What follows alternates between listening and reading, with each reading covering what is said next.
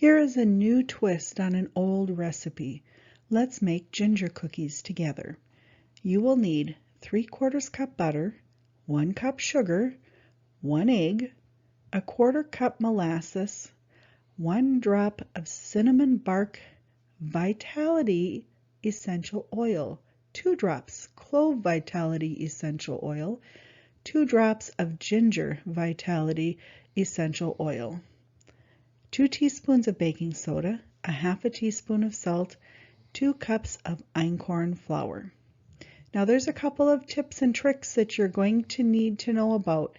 Once you have everything mixed together, remember you chill your dough at least an hour before baking. Use a teaspoon size measuring to drop the balls onto the cookie sheet or baking stone.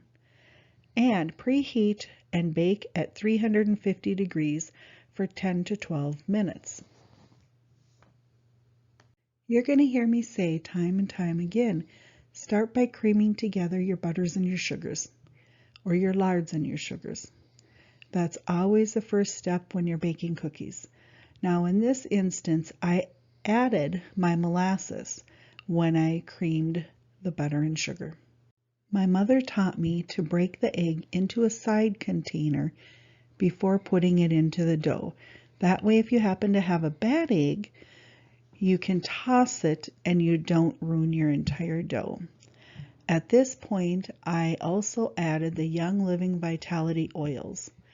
They are FDA approved to use internally, so it's okay to use them for baking. Not all essential oils are approved for internal use, so I would not recommend using oils unless they are the Young Living Vitality oils.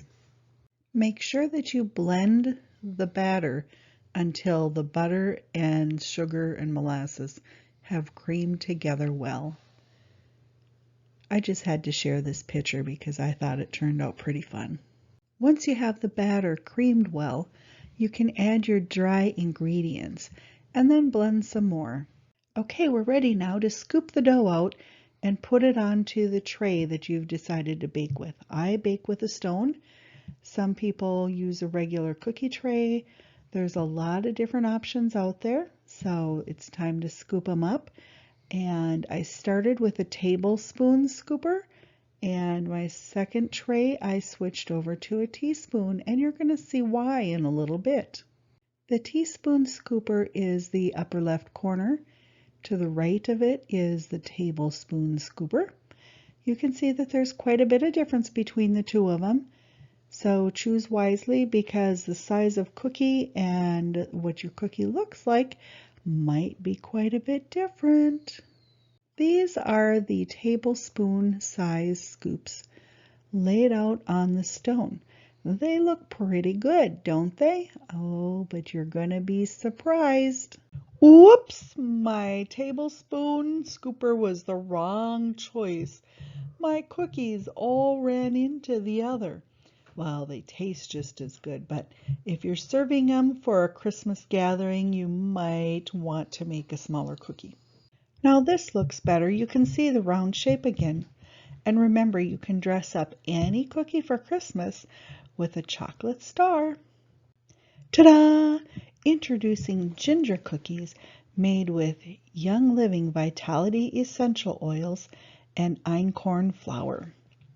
Okay, so I took a couple of imperfect cookies and I made some fun frosting, stuck in between them, and had a cookie sandwich. Because who wants to serve up some of those yucky looking ones? But I tell ya, they go fast once you put a little frosting between them.